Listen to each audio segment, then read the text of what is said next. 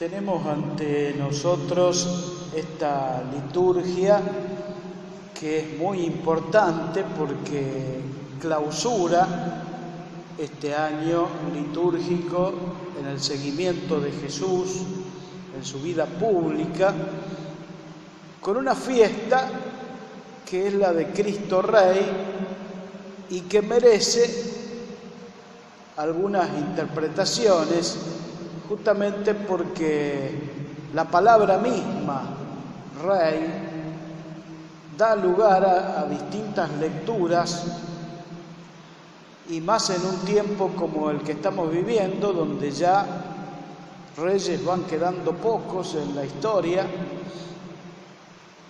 Es como una institución que ya va quedando en el olvido. Entonces vamos a tratar de entender qué significa esto. En primer lugar, el pueblo de Dios, el pueblo de Israel, era un pueblo que no tenía rey. Era un pueblo que claramente tenían en su concepción, en sus ideas, en su cultura, en su religiosidad, que el rey del pueblo de Dios es Dios. Entonces no necesitaban rey. Pero, claro, los pueblos de alrededor, todos tenían su rey, salvo Israel. Tiempo de los jueces. Si ustedes ven en la Escritura, tiempo de los jueces, el último de los jueces, que fue Samuel, se encuentra con este pedido de la gente, de los mismos israelitas, que dicen: todos los pueblos tienen un rey, nosotros queremos también tener un rey, nómbranos un rey. Imaginen ustedes, el hombre de Dios se encuentra ante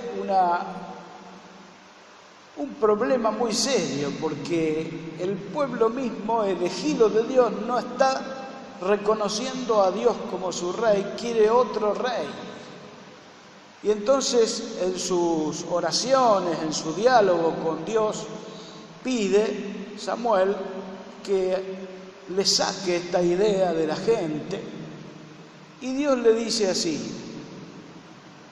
Samuel, nómbrales un rey, porque no es a ti al que rechazan, es a mí al que están rechazando.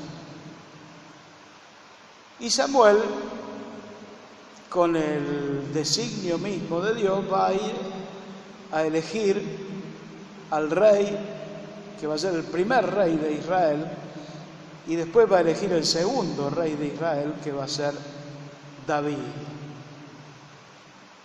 Esto tiene mucha importancia en la historia del pueblo de Dios, justamente porque con el tiempo un descendiente del rey David va a ser el padre de Jesús, San José, de la familia de David, del mismo pueblo, de Belén. Así que estamos en una línea sucesoria directa, pero tratemos de entender un poco más, porque Jesús en su enseñanza va a hablar todo el tiempo del reino de Dios. Entonces también va enseñando a través de parábolas, a través de distintos signos, a través de las enseñanzas y a través de su propia vida, que el reinado de Dios es otra cosa que no tiene nada que ver con los reyes de este mundo.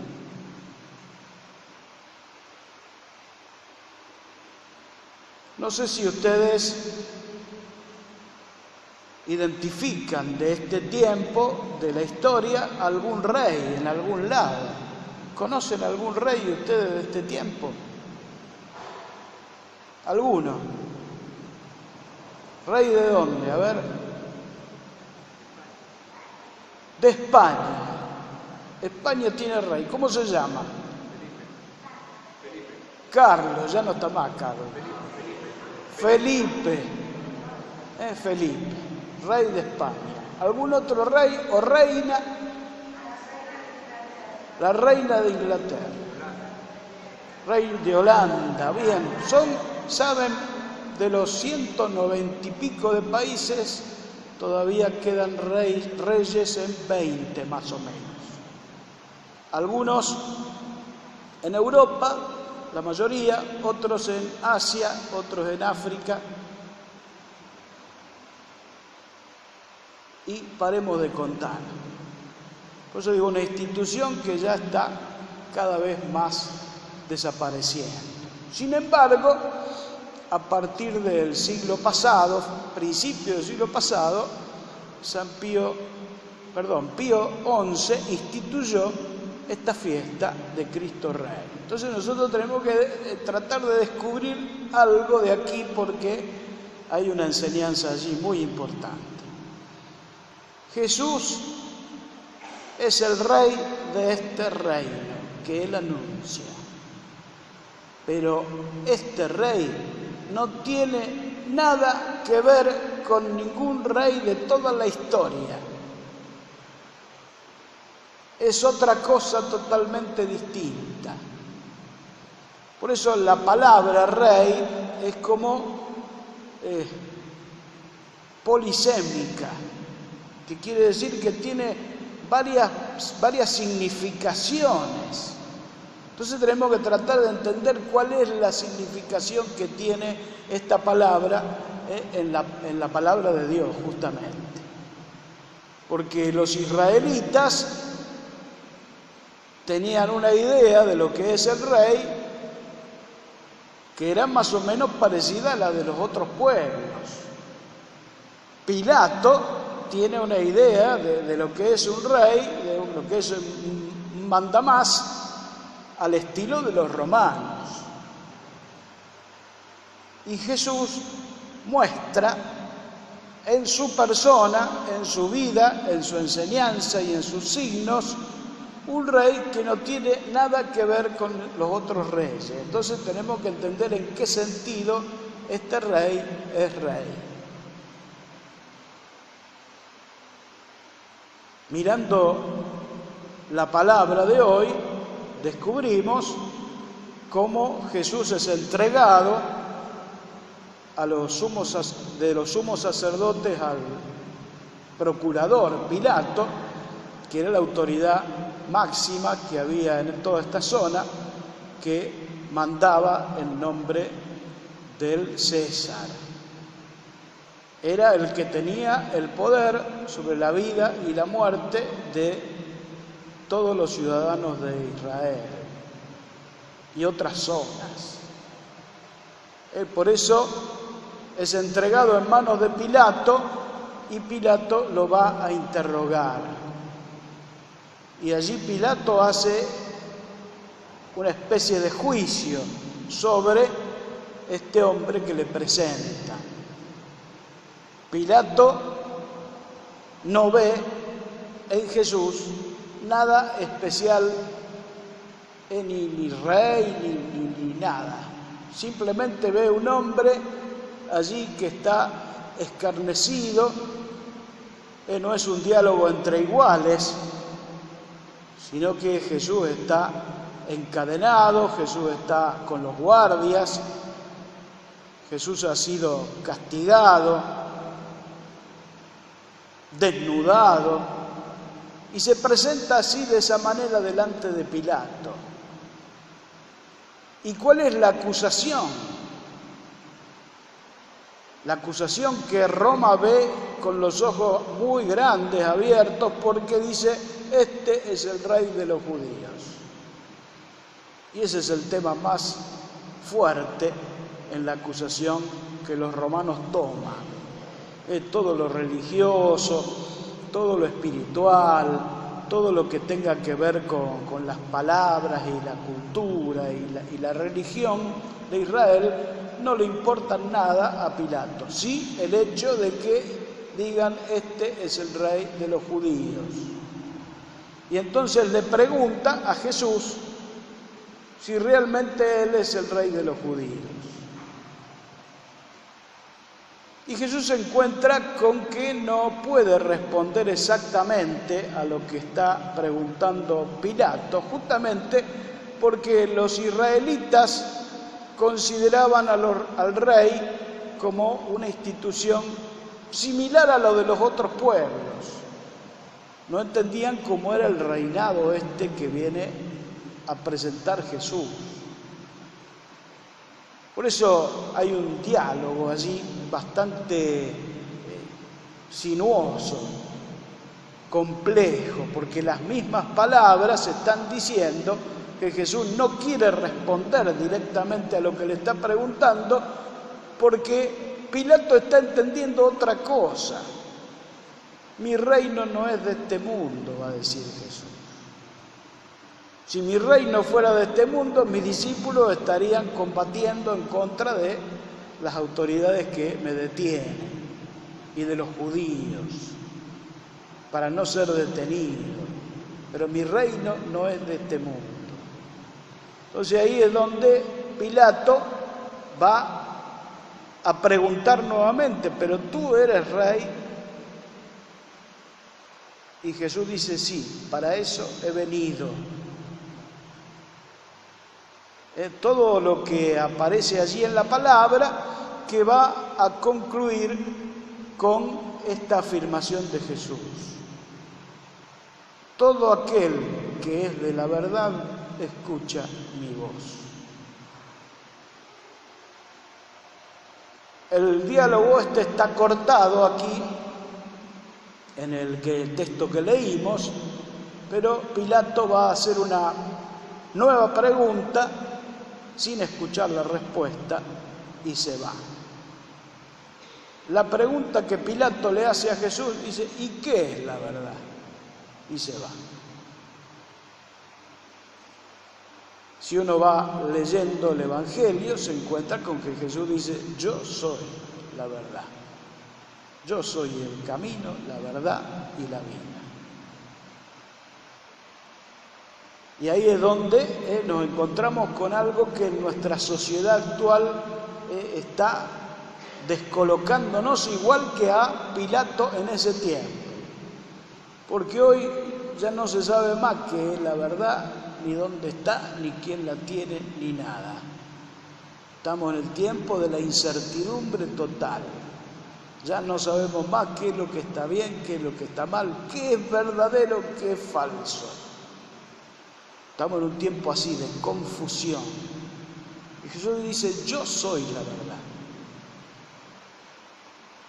Esto por un lado. Y por otro lado, cuando vemos a este Jesús, rey, lo vemos de una manera que nos desconcierta también.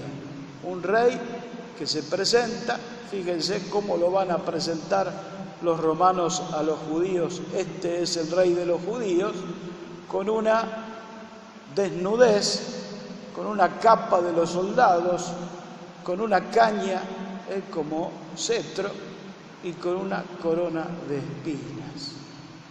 Este es el rey de los judíos. Es como diciendo una burla, ¿no? Como diciendo este mamarracho es el rey de ustedes. Así que fíjense, ¿no? Aquel que va en nombre de Dios, que viene en nombre de Dios y que viene anunciándonos su reino, es escarnecido por las mismas autoridades y todo lo que vemos en la palabra. Bien, hasta ahí digamos que el relato está más o menos armadito, pero falta un detalle. Ustedes hablaron de el rey de España que se llama Felipe, me dijeron. ¿Sí? ¿Felipe es rey? ¿Sí o no?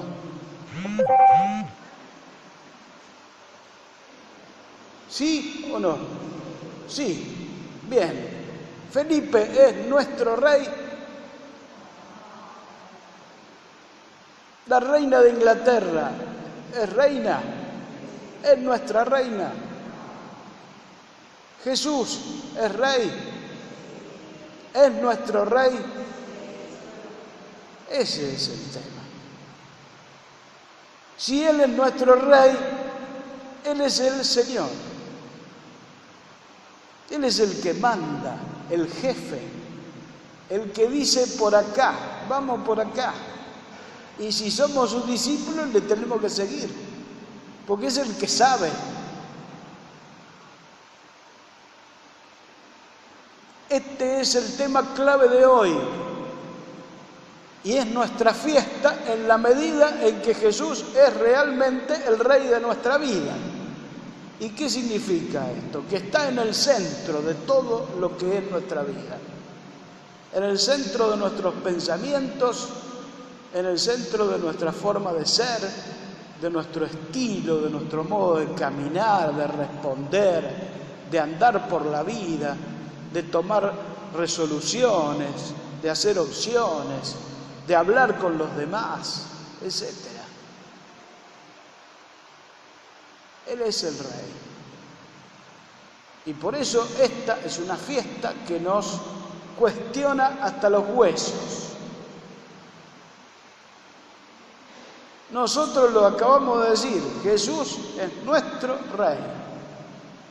Y Él no ha venido como los reyes de este mundo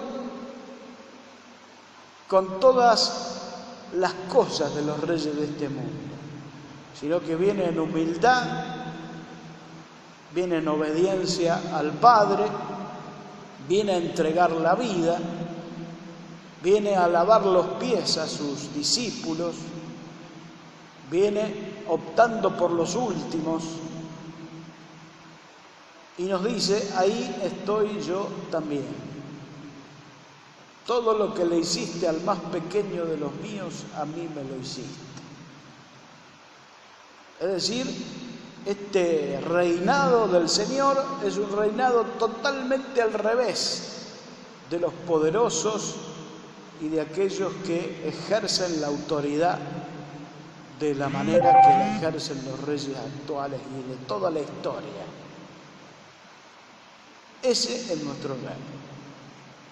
Y sus discípulos tendrán que caminar en ese estilo, en la pobreza,